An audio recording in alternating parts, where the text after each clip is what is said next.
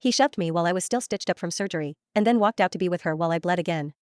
The morning sun hit my eyes as I lay propped up in that stiff hospital bed, staring at my phone.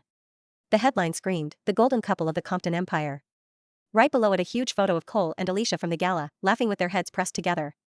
Suddenly the door slammed open so hard it banged against the wall. Cole stormed in, still wearing last night's tuxedo pants and dress shirt. His tie was loose, and I could smell the scotch and Alicia's perfume all over him. He didn't even glance at the medical chart or the 4 in my hand. He just stopped beside my bed, glaring down at me like I was dirt. "Are you done throwing your little tantrum?" he snarled. "Using the emergency room to get my attention. You've hit a new low, June." I looked up at the man I'd loved for 4 years, and he suddenly felt like a stranger. "Get out," I said. My voice was weak, but it was pure ice. His eyes narrowed. He wasn't used to me fighting back. He leaned in fast, his big hand grabbing my chin hard, fingers digging into my skin. "You are my wife," he sneered, his breath hot on my face. "I have every right to be here." I tried to pull away. "Don't touch me." He laughed, dark and mocking.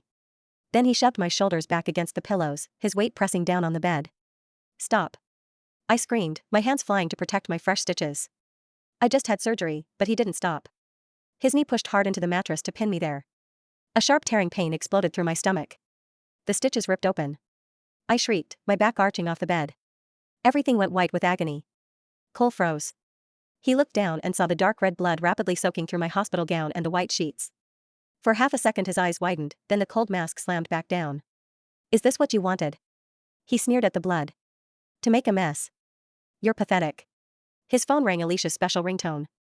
He answered instantly, his whole face softening as he turned his back on me. "Hey, Alicia." "Yeah, it was just a minor scare." "She's being dramatic." "I'm leaving right now." "I'll be right there." He hung up and glanced over his shoulder at me one last time. "Clean yourself up. Stop embarrassing the Compton name." Then he walked out and let the door click shut behind him. I lay there gasping, the pain unbearable, but the sick feeling in my heart was worse. I slammed the nurse call button. The nurse rushed in, saw the blood, and started screaming for the doctor. The whole team came running, "She's hemorrhaging again." "Get the crash cart." They stopped the bleeding, but the doctor warned me, strict bed rest for a week. Any movement could kill me. The second the room was empty. I reached for my bag. I pulled out the divorce papers I'd prepared weeks ago. I ripped the 4 out of my hand. A drop of my own blood fell right onto the signature line. My hand was shaking, but I signed my name right over that blood. Then I looked at the huge diamond on my finger. It felt like a handcuff. I slid it off and placed it dead center on the papers. I texted my best friend Vera, "I'm done. I need out." I ignored the doctor's orders. Every move hurt like fire, but I bit my lip until it bled and forced myself into my clothes. I walked out of that room, leaning against the wall, step by painful step. When I finally pushed through the hospital doors into the freezing New York wind, I looked back at the building one last time. And I swore to myself right there, I would never bleed for Cole Compton again.